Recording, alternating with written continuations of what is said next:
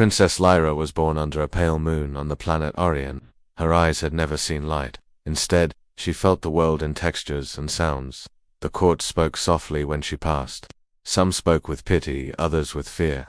They whispered that a blind princess could not rule. The king, her father, loved her deeply, but felt the pressure of his advisors. He knew the galaxy expected a strong heir who could lead Arion in times of change. Beyond the silver towers of the palace, humans from Earth arrived. They came in a sleek ship that glowed against the violet sky. The human envoy carried small boxes of metal and glass. They offered tools of healing and wonder. The court gathered to greet them with bowed heads and careful steps. Lyra listened to the hum of their ship and wondered about the strangers. She had never met a human before, but she felt their hope in the air. Captain Ryan stood before the royal council. His uniform was simple and his voice steady. He spoke of human science and the gift he carried. It was a device that could help a blind person see again. The court looked uneasy. Old traditions held that no alien machine should touch the body of a royal. The king studied Captain Ryan with doubt in his eyes. Lyra stood beside her father, her heart beating in quiet curiosity. Later that day, Lyra slipped away from her tutors. She moved along the marble corridor by touch, her fingertips brushing decorative carvings. She followed a faint murmur of voices to a small chamber. Captain Ryan and the royal physician waited there. The room smelled of fresh linen and strange oils. Soft curtains filtered the light into gentle patterns on the floor. Lyra peered through the gap but could not see the shapes clearly. She felt the cool air and heard her own breath. Captain Ryan spoke gently. "Princess Lyra, may I show you the device?" She nodded. He held a smooth, oval object with tiny lenses. It looked like a small pebble fashioned by human hands. He placed it against a soft band of fabric. The band would wrap around Lyra's head, resting lightly over her temples. The device would hum when powered. Lyra reached out and touched the lenses. They were cool and hard, but not sharp. "It might feel strange," Captain Ryan said. "It will not hurt you." Lyra drew a deep breath and let the physician secure the band. She felt the gentle pull of straps and slight pressure. Then a quiet click and a soft glow inside her mind. For a moment, she felt darkness. Then, she sensed something new, a tiny flicker of light. It was like a distant star far away. She opened her eyes and felt wetness on her cheeks. She thought she might be crying. "Lyra," the physician asked. The human bowed. Lyra blinked. She saw a blurry shape before her. It was Captain Ryan. His face looked familiar and strange. She saw the curve of his smile. She gasped softly. The colors washed over her senses, muted but real. She saw the curtains fold and the pattern on the floor. Tears fell again, but now they were tears of wonder. She reached out toward Captain Ryan. He held out his hand. "You can see me," he said softly. Lyra's voice trembled. "I can see light." She blinked hard, afraid it would disappear, but the glow stayed. She moved her hand and saw her own fingers. She laughed, a sound filled with joy. The court guards peered through the door, curious and amazed. Word of her gift would spread quickly. The king stood at the chamber entrance, his face a mix of pride and fear. He bowed his head to protect his daughter's new secret, yet he wondered how his people would react. Would they welcome the human gift or shun it as a threat? Lyra felt his gaze and placed her small hand on his arm. She smiled at him with bright eyes. In that moment, the king saw a new future. His daughter held the power to unite two worlds. He would have to decide if he would stand with her gift or against it. Outside the palace, the sky turned deep indigo as evening approached. Lyra walked slowly through the garden paths, led by Captain Ryan's steady hand. She touched petals of flowers she had only imagined. She saw moons rise above the distant mountains. The air smelled of jasmine and cool stone. For the first time, she felt the beauty of Arion with her own eyes. Her heart swelled with hope. Somewhere in the stars, two worlds reached out to each other, and Lyra stood between them, ready to become a bridge of light. Lyra woke before dawn, her new vision stirring her from sleep. She sat up on the soft mattress and touched the band on her head. The device hummed quietly, a reminder of the gift she carried. She rubbed her eyes and looked around the chamber. The walls were painted deep blue with silver stars. She traced the pattern with her gaze, amazed that she could see the designs she once only felt. Captain Ryan entered with a small tray of fruit and water. He closed the curtain to dim the light and set the tray on a low table. "Good morning, princess," he said softly. Lyra smiled and reached for a slice of pale melon.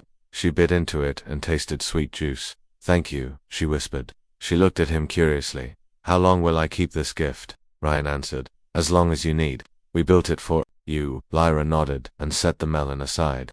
She stood and moved to the window, lifting the curtain slightly.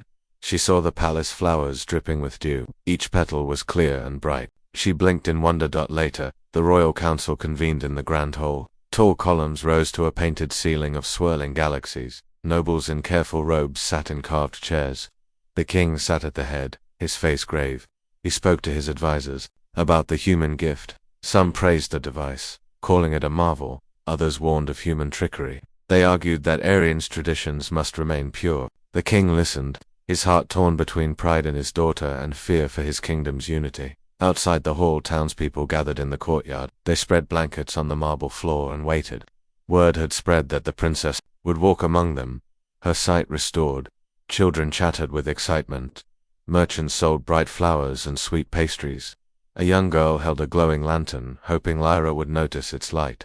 The sky above was a deep violet, and the twin moons shone faintly. Lyra stepped onto the balcony, guided by Captain Ryan's arm. She wore a simple gown of pale green, its fabric catching the last light. She paused at the railing and looked down. Faces turned upward, eyes full of hope. She felt their breath and their joy. She raised her hand in greeting. A cheer rose from the crowd. Lyra gasped at the sound of their voices, deep and warm. She had heard cheers before, but now she saw the beaming faces. Her heart swelled. She whispered, "I can see you." A woman in the front row waved a pink scarf.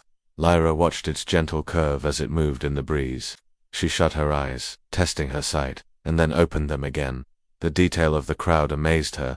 She spotted a soldier in green uniform and a farmer with calloused hands. She saw a small bird land on the balcony rail, its feathers pale blue. She reached toward it, and it fluttered away. After the greeting, Lyra descended to the courtyard floor. Guards parted to let her pass. She walked slowly, her eyes wide with wonder. The ground tiles were smooth beneath her feet. She saw cracks and tiny stones between them. She knelt to run her fingers over a flower petal. Its color was a rich purple, darker than the sky. Its edges were soft. Lyra closed her eyes to confirm her memory, then opened them to see the flower's true form. Captain Ryan watched with pride. He saw Lyra's gentle manner and the crowd's adoration. He felt hope for a lasting bond between humans and Arionis, yet he also sensed a danger. Whispers among the nobles spoke of betrayal. Spies moved through the crowd. One noble, Lord Talon, watched Lyra with narrowed eyes. He spoke softly into a hidden device. The message traveled unseen to the king's advisors. As the sun climbed higher, Lyra and Ryan walked through the palace gardens. Fountains shimmered in the morning. Light birds sang in alien trees with silver bark. Lyra pointed to a bright flower she had never seen. "What is this?" she asked. Ryan knelt and read a small plaque. "Star blossom," he said. "They bloom only once every 5 years." Lyra bent closer. The petals glowed faintly. She plucked one carefully and held it against her palm. She felt its warmth. She lifted it to her eyes, admiring its form. "Star blossom gives hope," Ryan said. Lyra nodded. She tucked the flower into a small pocket. She thought of her people, of the fear they once held for her blindness. She felt sadness that she had not seen their faces before, but she also felt gratitude that humanity had given her back her vision. She looked at Ryan. "Thank you for helping me," she said. He smiled and offered his arm. She took it, and they continued their walk. Back in the palace, the king met with his council again. Lord Talon reported strange readings from the courtyard. He claimed human devices had scanned the crowd's minds. The advisors gasped. The king frowned. He felt betrayed by both sides. He loved his daughter but feared alien influence. He ordered the human device to be removed at sunset. No one should use it again without his command. Word reached Lyra that the king had made this decree. She felt her heart tightened. She wondered how she could keep her gift and honor her father. She also feared for Captain Ryan's safety. She remembered the device's gentle hum and the light it gave her. She could not bear to lose it. She made a decision. She would speak to her father. She would share her new vision and show him its value. As evening approached, Lyra retreated to her private chamber. She sat by the window and held the star blossom. Its petals glowed softly in the dim light. She took a deep breath and prepared to face her father's wrath. The future of Ariane and its bond with humanity would depend on her courage. And Lyra knew she would not let fear win. She would stand for hope, for unity, and for the gift that had changed her life forever. Princess Lyra rose before sunrise, her mind restless after the king's decree. She wrapped a human device in soft cloth and hid it in her cloak. She knew today she must face her father. She walked through dim halls, guided by the pale lantern light and the memory of each carving on the walls. Servants paused in their tasks to bow as she passed. Lyra felt their curious eyes on her but kept her head high. She entered the council chamber where the king and his advisors stood in heated discussion. Lord Talon glared at her from across the room. The air felt tight. As she approached, Father Lyra said softly, her voice carrying in the silent hall. The king turned, his face stern. "You know my order," he said. "The device must come off at sunset. No one may use it again." Lyra's heart pounded. She held out a small case. "I will not hide it any longer. This gift has changed me, shown me the world as it truly is. Cannot that be of use to Arian?" The king's eyes flicked to his advisors. Some nodded, others shook their heads. The Queen Mother stood beside him, her pale gown like a cloud. She whispered to the king, warning him of human trickery. Lyra took a steady breath. "I have learned much," she said. "The device can do more than restore sight. It can map distant terrain, detect danger, even help heal broken bones." Captain Ryan and his team offered knowledge, not theft of our soul. Lord Talon stepped forward. "Your Highness, these humans have unknown aims. They scan our minds, learn our secrets. We risk losing our heritage." Lyra met his gaze. "If they wished harm, would they have saved me? Would they risk their lives to keep me safe yesterday?" She paused, remembering the assassination attempt on Captain Ryan. "I can prove their loyalty." The king frowned. "Proof?" he asked. Lyra nodded. She turned to the hidden passage she had discovered in the garden yesterday. It led beneath the palace to a laboratory where human scientists worked. She had seen them test new sensors and chart star maps. She used her device's low glow to navigate the tunnel and reached a heavy door. She placed her hand on the smooth surface. A panel slid open, recognizing her presence. Inside she found Captain Ryan and a small team huddled over a glowing screen. They looked up. "Princess Lyra," Ryan said with relief. "We have data you requested." He gestured to a holomap of the courtyard from this morning. Bright lines showed the path of a hidden drone that scanned the crowd. Ryan explained that the drone belonged to Lord Talon's secret guard. They intended to blame the humans for spying, to turn the king further against Lyra. The scientists held images of Talon's men placing the device near a council pillar. Its lens pointed at the crowd. Lyra studied the evidence. She closed the case around the human device and stepped back into the corridor. She hurried to the council chamber and laid the holomap before her father. Gasps rose from the advisors. The Queen Mother's face paled. Talon's voice caught as his lie was exposed. The king studied the images, his brow softening. "So the humans did not spy on us," he said quietly. "These nobles sought to undermine you." He looked at Lyra with new respect. "Father, I stand with both our people and humanity," Lyra said. "Together we can face threats beyond our world. Let us not fall to fear or hate." The king nodded slowly. He turned to his council. "We will suspend the ban on the device. Princess Lyra may continue her work. Any who interfere will answer to me." Talon bowed his head, defeated. Whispers filled the hall, but the balance had shifted. That evening, Lyra returned to her private chamber. She placed the device on her bedside table and sat by the window. Twin moons glowed above the palace. She held the star blossom from the garden, its petals pressed between her fingers. She thought of the future, of human allies, and Ariona's pride joined as one. Beyond the walls, she sensed change stirring in the hearts of her people. Lyra closed her eyes, feeling the hum of the device at her temple. Tomorrow she would teach her world to see hope as clearly as she now saw light. Princess Lyra felt a new strength each morning. She walked through the grand hall, her head held high. The human device rested lightly on her temples, its hum a soft reminder of unity. Today she would join Captain Ryan and the human engineers in the courtyard to demonstrate the device's power before the people and the council. The courtyard glowed in midday sun. Marble pillars rose like silent sentinels. Citizens gathered around flower beds of alien blooms. Guards in polished armor lined the pathways. Lyra stood beside Ryan at a simple wooden table. On the table lay broken tools, torn fabrics, and a damaged exosuit from a recent mining accident. She faced the crowd, her bright eyes steady. "Today," Lyra began, her voice carrying across the courtyard, "we show how our worlds can heal together." She nodded to Ryan. He pressed a small button on a panel. The device's light pulsed softly. Ryan pointed to the exosuit's shattered joints. "Princess Lyra will guide us." He stepped back. Lyra approached the exosuit. Its metal frame was bent and cracked. She laid her hand on a joint. The device scanned through her vision and glowed faintly. She closed her eyes and concentrated. She saw a map of stress points, glowing lines in her mind. She spoke the readings in human tones. The joint here is fractured. It needs a new alloy. Brace. Ryan and his team moved in. With Lyra's guidance, they mixed a liquid metal and applied it. The brace fused in seconds under the device's support. The exosuit straightened. Gasps rose from the crowd. A miner stepped forward and slipped into the suit. He bent his arm and flexed it easily. He lifted a heavy crate as if it weighed nothing. Cheers echoed through the courtyard. Nobles exchanged looks. Some clapped, others frowned. Lord Talon stood at the edge, his arms crossed. He watched with narrowed eyes. After the suit healed, Lyra turned to a pile of torn cloth from the same accident. She knelt and laid the rags in neat rows. The device's scan showed the pattern of the fabric's fibers. She spoke softly. This cloth can be rewoven. Human engineers joined her. They threaded new strands through an alien loom. Under Lyra's careful direction, the cloth reformed into a sturdy cover. The crowd murmured in wonder. The king watched from the balcony above, his face unreadable. The Queen Mother stood beside him, her hand on his arm. She whispered something in his ear. He looked down at Lyra and the crowd. Pride and worry crossed his features. When the demonstration ended, Lyra raised her voice. See how we share knowledge and skill.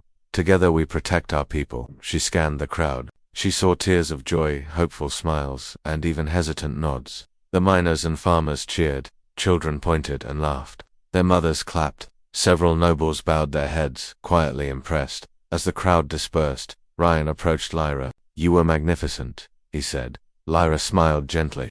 It is our worlds working as one, she replied. They walked toward the palace gates, side by side. Around them, the human engineers packed their tools. Several approached Lyra to thank her for giving them purpose on Arion. Back in the council chamber, Lord Talon stormed in. He burst before the king and Queen Mother. Your Highness, he shouted, this display is a trick. These humans control her mind. They guide her every move. Soon she will be their puppet. The Queen Mother frowned. The king rose from his throne, his robe trailing the floor. Enough, he said firmly. The princess has proven her mind is her own, and her sight has saved lives today. Talon scowled. He pointed at Lyra's empty seat. What of tomorrow, when they ask for our secrets or our lands? The king's eyes narrowed. Why would our allies ask for what they already freely give? He paused. We will sign an agreement of trust. Let them share their skills, but we guard our heritage. Talon's argument faltered. The Queen Mother nodded in agreement. Lyra entered then, her gown flowing behind her. She offered her father a small scroll. It was the draft of the agreement, written in simple language. It assured that human science would aid Arian's people. In turn, Arian would welcome human advisors in medicine, engineering, and exploration. The king unrolled the scroll and read it. He looked up at Lyra, pride shining in his gaze. You have done well, he said. He kissed her forehead lightly. The council stood and bowed. Lyra felt warmth spread through her. She looked at Ryan, who gave a respectful bow. She returned it, her eyes bright. That evening, Lyra walked through the royal gardens with Ryan. Lanterns glowed softly along the paths. She held the star blossom petal in her palm. She spoke quietly. Today we took a step toward unity. Ryan nodded. Yes, princess. Our worlds will learn from each other. Lyra looked at the distant horizon. I hope one day our peoples will travel together through the stars, she said. Ryan smiled. With you as our leader, they will. Lyra blushed at the praise. She slipped the petal into a small box. She tucked it into her cloak. Tomorrow would bring new challenges, but she was ready. As moonlight fell on the garden, Lyra stood between human and Arionis, a symbol of hope, and a promise of friendship. The future glowed for her, bright as the device's light at her temple. Princess Lyra woke to soft footsteps outside her door. A messenger knelt before her, hands trembling as he offered a sealed scroll. The seal bore the emblem of the neighboring kingdom of Dravos. Lyra broke the wax and read. Dravos demanded that Arian end its partnership with humans or face a trade embargo. The letter warned that human machines threatened the natural order of the galaxy. Lyra felt a chill. She knew this challenge would test the unity she had worked so hard to build. Later that morning, Lyra joined her father and the council in the grand hall. Sunlight filtered through tall windows, casting patterns on the marble floor. The Dravos demand lay on the table between them. Some advisors urged immediate compliance. We cannot risk war, one noble pleaded. Another argued for defiance. We owe our loyalty to our people's future, not to Dravos's threats. Lyra stood and placed her hand on the table. Her voice was calm. Dravos' fears change. They fear what they do not understand. If we break our promise now, we betray the trust we've built with humanity. The room fell silent as the king considered her words to strengthen their bond. Lyra proposed a public festival celebrating human and Aryan cultures. She envisioned music blending alien flutes with human strings, dancers in robes of both worlds, and displays of technology and art side by side. The king agreed, hoping the festival would show Dravos that Aryan's choice was its own. Preparations began at once. Lanterns decorated the palace gardens, artisans wove tapestries that depicted scenes of human engineers working beside Aryona's healers. Children learned songs in 2 languages. Hope bloomed even as tension simmered at the edges. On the day of the festival, the courtyard overflowed with guests. Dignitaries from Dravos watched warily. Human engineers arrived in their uniforms, their faces bright with excitement. Lyra walked among the guests, her device glowing softly. She paused at a booth where human chefs offered exotic fruit blends. She tasted a slice of blue-tinged melon that dripped sweet juice on her tongue. She laughed with children as they tried to pronounce human words. Everywhere she looked, she saw curiosity and wonder. As the sun set, the celebrations reached their height. Musicians played a duet, an Aryan harp and a human violin.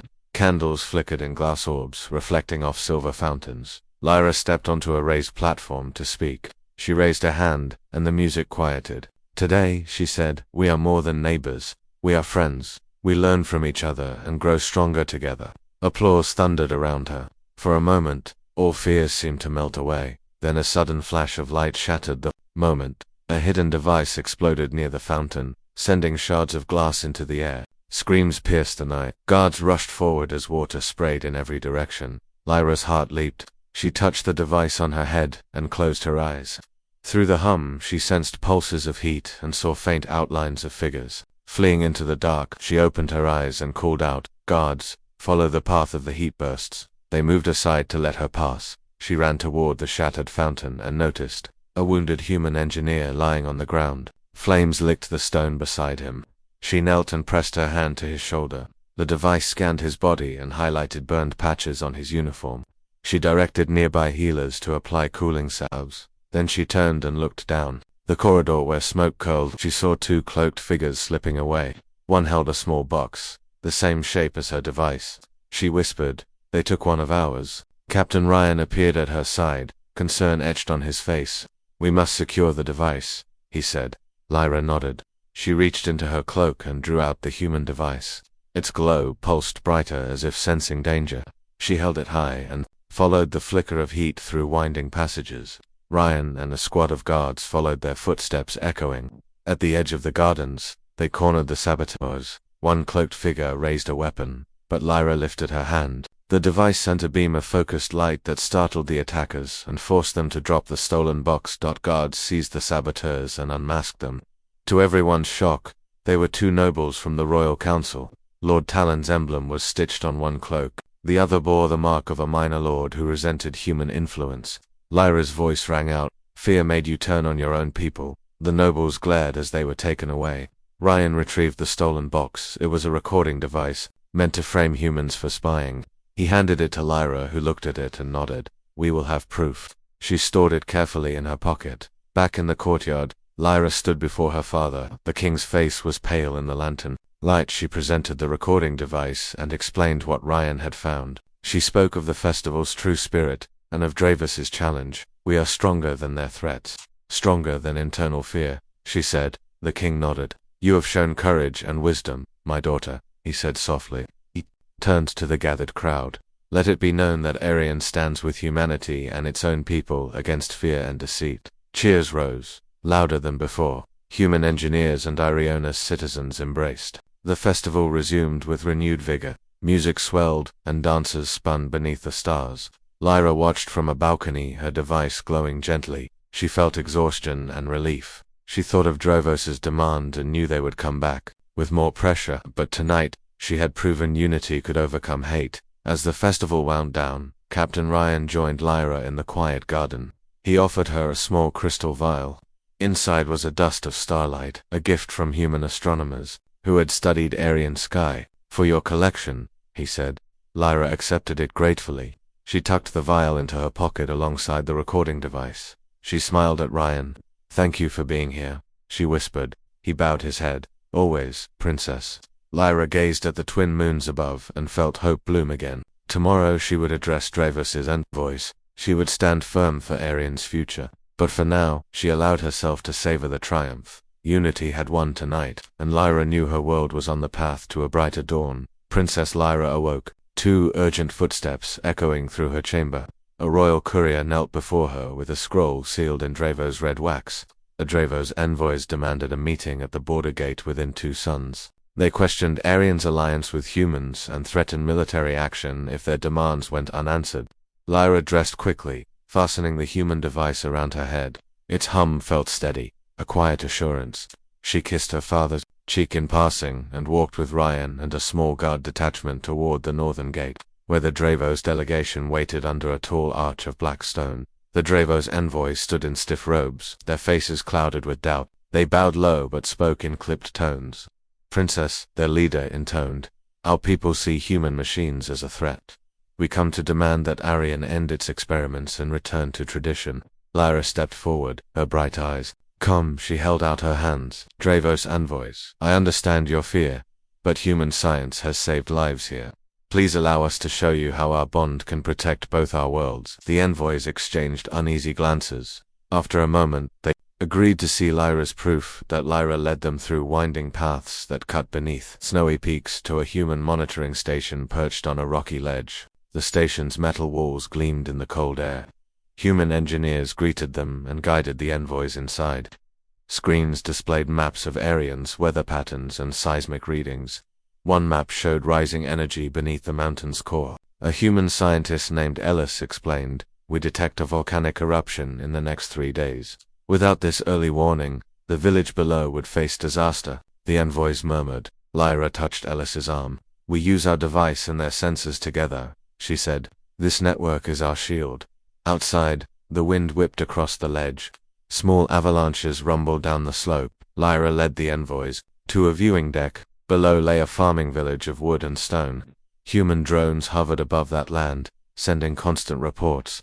"With this knowledge," Lyra said, "we can evacuate the villagers before any harm comes." She lifted her hand and the human device glowed briefly.